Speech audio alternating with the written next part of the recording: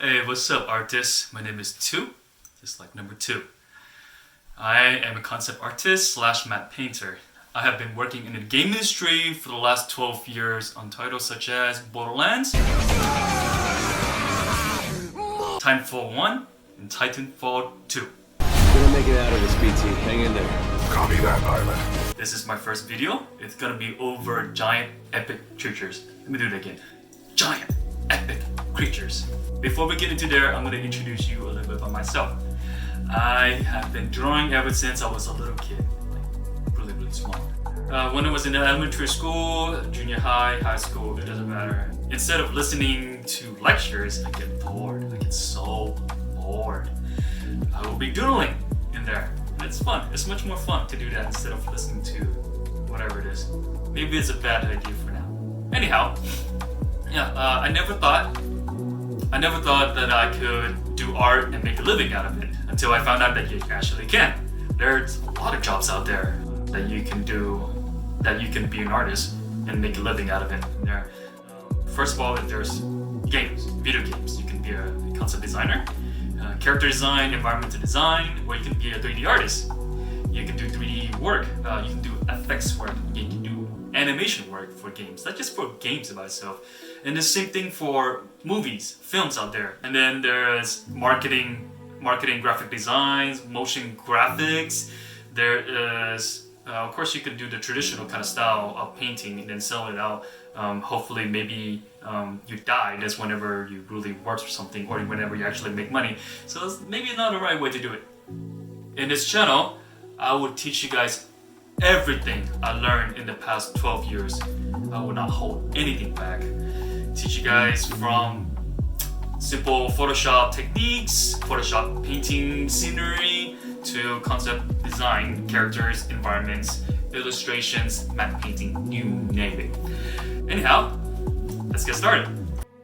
Whenever I start stuff, I usually do silhouette kind of style painting or sketches.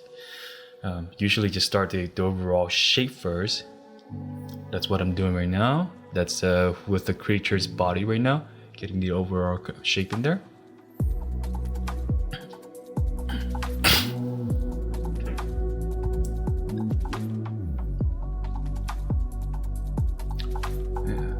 I don't have good equipment right now to record voice, so I apologize for the bad audio quality. It's gonna get better later on whenever I buy my own equipment later, or whenever I get it. Alright, moving on. Getting those weird anatomy looking legs in there. Now I just notice it whenever I'm looking at it as I'm recording this right now. Yeah, it's different whenever I look at whatever I painted. Instead of painting it, looking at while painting, it's different. It gives me a different perspective in there. Maybe you should try it out to see how you do. You can see like what kind of stuff that you do, what kind of mistake that you can do, or just that maybe sometimes you're just wasting a lot of times on the nuisance stuff or just not the important stuff. It's easy. Alright, that was so now it just speed up to, I believe it is 500 times right now, or 5 times. Basically tweaking the anatomy, getting correct anatomy, getting the tails to swivel right. Yeah.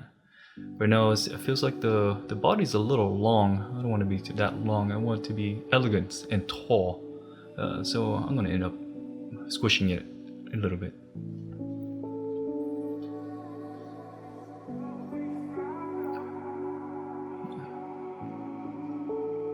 Getting some dark line in there so I can see the anatomy flow better. Head's a little bit too big.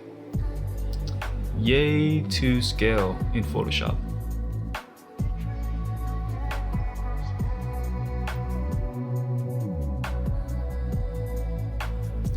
Refining, adding horns, or whatever it's called. I'm probably just gonna keep on calling it horn because I don't really know exactly the term for that. What is it called, guys? Continue on my horn. giving it a little bit of spike in the back too. I'm not sure I want to keep the spike. I thought it's gonna turn into hair later on. Right. Now going to the foregrounds. Whenever we want to do epic creatures, basically Colossus creatures, we want to have scales in there, scale clues to basically have it to compare sizes and stuff like that. And having it stand this tall against the mountains, it gives a nice scale to it in there. And especially whenever you add a little dude in the foregrounds or in the midgrounds, right here. So I usually just add them right there. I'm gonna go back to it later, trying to get the overall in there. Whenever I work, I usually just try to stick with the overall in there first. So that's why you don't see me zooming in at all until later. Well, because whenever I zoom in, it's I usually just get lost into the details or pay attention too much into a little spot, which is not really ideal for whenever you start out a painting. You want to get the overall in first, getting the composition in there, making it feel like it's reading right. You know, right now I feel like the composition is pretty decent. It kind of frames around the giant creatures right there, with the mountains, you know, diagonally going down, pointing down to the creatures, and I have another diagonal mountains in the backgrounds that's pointing down to the creatures.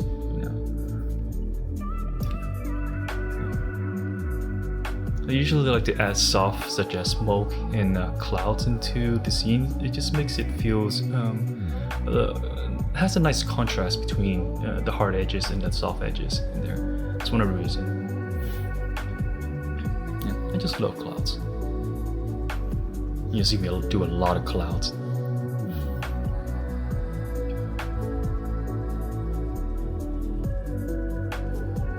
Especially fun whenever you have a cloud brush and you just paint them. It's like, oh, you want the cloud here? Done.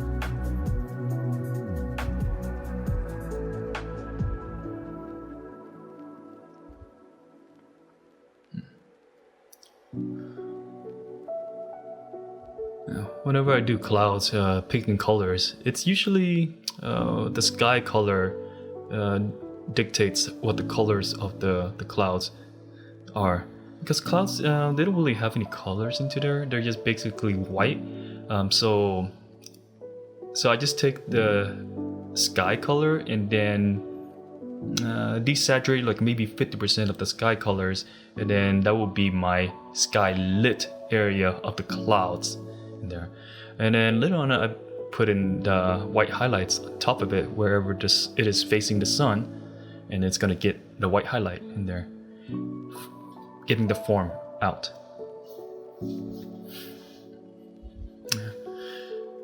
So now I'm just basically trying to make it look like the creatures is walking towards the clouds, and the clouds is kind of breaking up.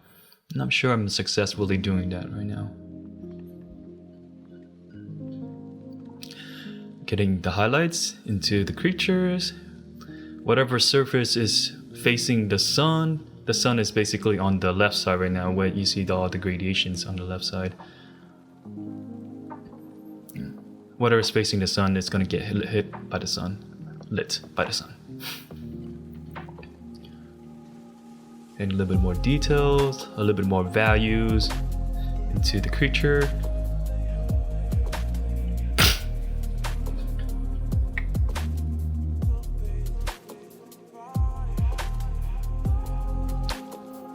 Getting a little bit of textures for the sky.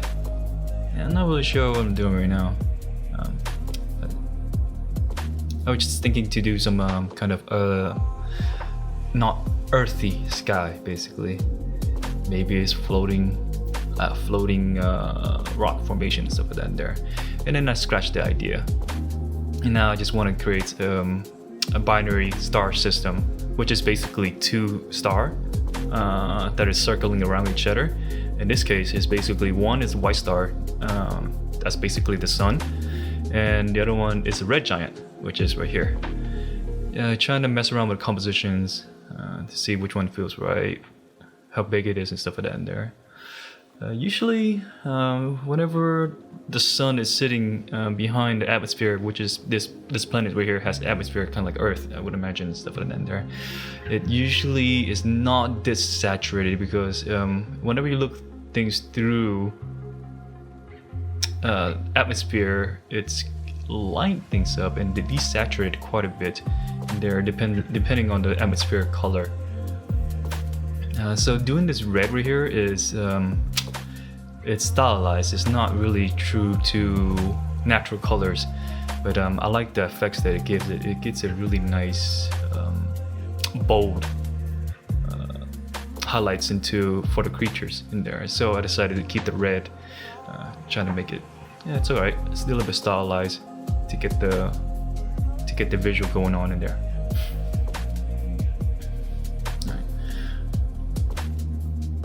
So now it's just doing lighting on the creatures in there. Usually start at the base with just one flat colors, and then later on flat neutral colors in this, and then later on adding darker values, and then a little bit darker, and then adding a little bit lighter values, and then adding highlights in there. As you can see right now, I'm not really adding really strong highlights yet. That would be later. I usually just add like medium highlights. In this case, it's basically being lit by the sun. I guess I shouldn't call it highlight because it's not really bright. That would be later on whenever I do highlight there. Now I'm getting a little bit more brighter, so this is, I guess this right here, it's gonna be a highlight. And the creature is looking a little gentle, look a little bit more friendly. Nice and cute. Oh yeah.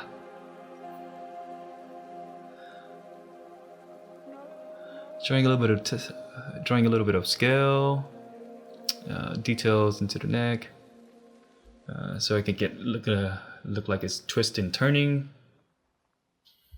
Try to broad shoulder, but nah, didn't like it. Took it out. Detailing the head more. Making it look like it's tilting up. The camera's tilting up into the creatures, so all the lines are circling up. Now getting back to the backgrounds of the red giant. I want to emit a little bit of red into the atmosphere. Not too much that dominates the atmosphere. I still want to keep it relatively grayish blue.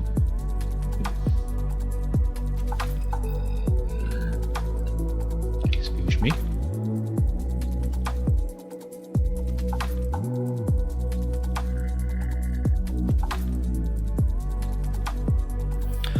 Now I'm jumping to the overlay. There's lots of different ways to colors, and one of the ways to do is overlay, overlay in the layers, basically. I want to get a little bit of complementary, god damn, that word is hard for me to pronounce, colors into there, so I make it pops up between the cyan and the red in there. Bring a little bit more life to it too, and then in saturation wise, I like it. Colors instead of everything is just muted grayish in there. So that way it's like the sun is basically getting a nice ring around the main focal point, which is basically the creatures, and the creatures popping out the sun, having a complementary colors of the cyan in there. So both things works out really well, I think, in there. Alright, now down to the highlights area, getting that glowy, played out eyes. Who cares? It looks cool. I like it. Yeah. So adding a little bit more the natural warmish tone into the skin of this creature right here. The warm tone of the, you see a little bit brown, yellow, and red in there. And there. Oh yeah, I apologize about the where the brush is at, or the mouse, or the cursor is at. You can't really see it because I didn't realize the recording software doesn't have that, so I'm gonna have to look for a different recording software so it's easy to see where I'm painting. So right now it's just like you see some magical stroke just appear out of nowhere in there.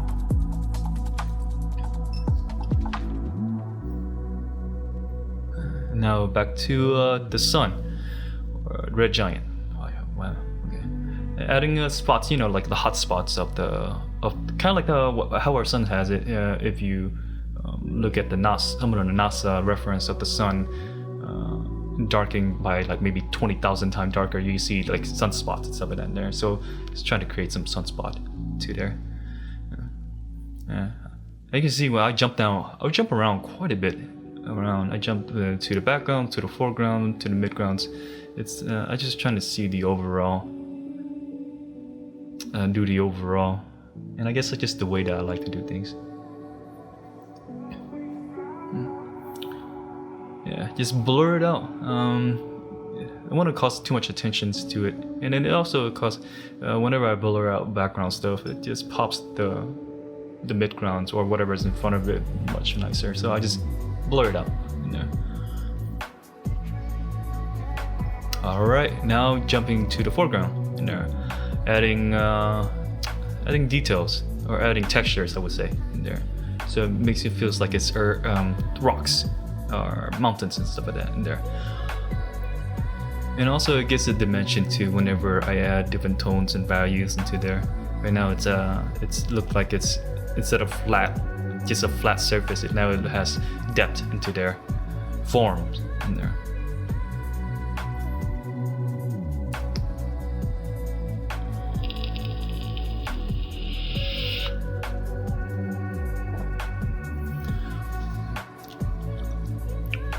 So right now the sun is lighting from the right side, and it's lighting from behind the mountains, so you don't really see any highlights on the mountains. And what I'm doing right now is adding the little red. It's basically reflecting from the red giants into the rock, those reds and oranges red. Alright, now to stamping some trees into there. Dunk, dunk. Look how fast I draw those trees or paint those trees. Oh yeah, look at that. Dunk, dunk, dunk, dunk, dunk, dunk. And then little bushes. Zzz.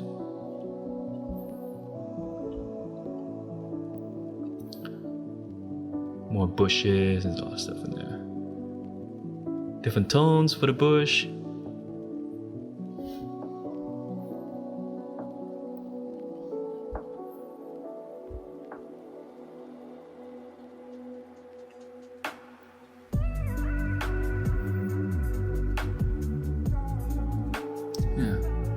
I hope it's been easy for you to follow this with her.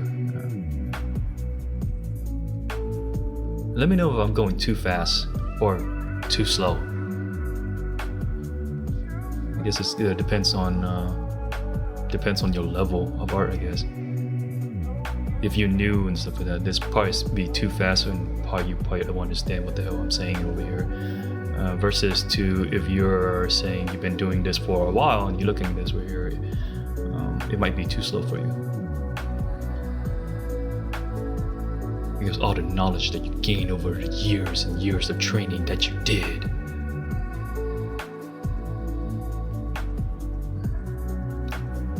So I just separated out a little bit more on the foregrounds. Adding some softness layers of clouds into there. Trying to add some little bit of the foreground's clouds into there on the bottom. I'm not sure that's working out, so I end up just deleting them later on.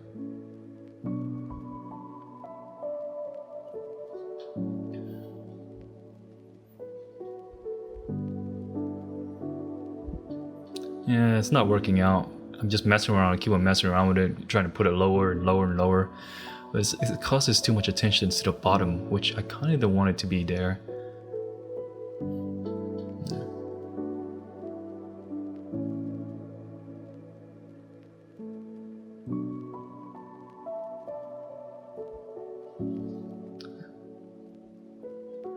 Yeah, tilted the clouds a little bit downwards and stuff like that, so the eyes can be circling down to the creatures. And I didn't like it, so I just erased it, or just Control Z it basically.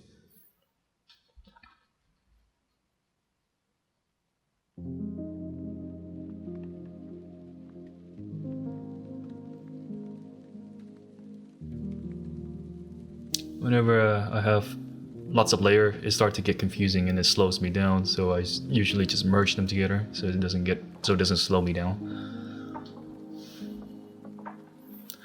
Having a layer is awesome. I mean, you preserve, so you reserve whatever you paint on that layer and stuff like that. You don't have to, and then you can preserve the outline of it. Yeah, the outline of it. Let's just call it that. There. But then whenever you have too many layers, it's starting to get confusing. So you end up spending quite a little bit of time trying to get to the right layers and back and forth. So what I end up most of the time is as I paint or the painting continue on, whatever layers that is not necessary to be separate, I'm just gonna merge them together. I usually like to have 3 different ones in there. One would be the foregrounds, one would be the subject, midgrounds, and one would be the background. So 3 is a good number for me to have, usually.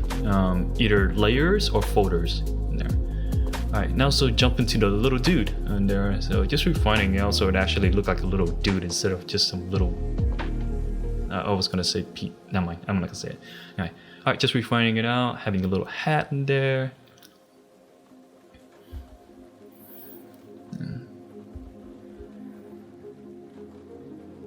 He's holding a stick. He's probably hunting the creatures. Yeah, good luck hunting the creatures. He's gonna just bite you off. He's gonna use you as a toothpick. Or maybe just there to mesmerize with the creatures, the giant cool looking creatures. Yeah.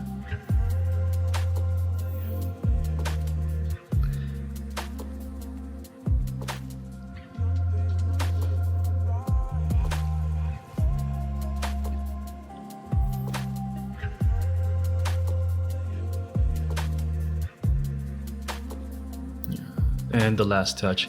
I usually like to do the last touch of just softening things up and then touch highlights here and there. In this case right here, you see like we was doing some little soft touches to edges in there. Just wrapping it up.